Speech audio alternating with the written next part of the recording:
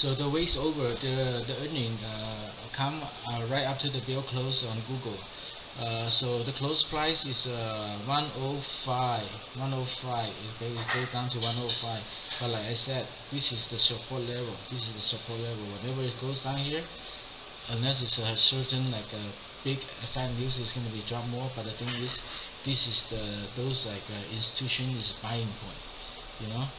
And so after the earning, actually today the Google earning is not that bad.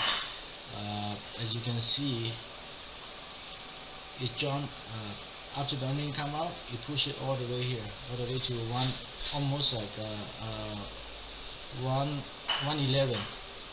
Okay, so it stay at the 110.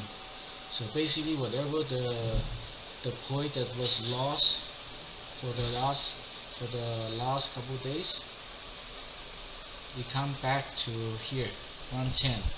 So whatever the 3-day loss, it just jump right back here, back to the midpoint, back to the midpoint here.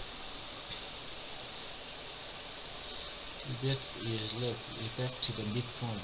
Now it's gonna be 110 tomorrow here when it's open, and I guess it could push it more to the upside. Either go this way, or the chance of going down is really slim.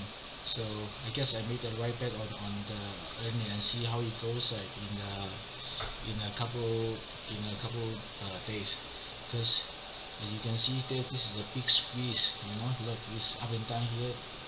This the meaning the contribution here is like the institution is buying, selling, buying, selling. But the thing is, I'm waiting for the big squeeze push up, and then with the earning, it could be the ammo for pushing it to the highers, especially after the split on Google, the 20-to-1 split.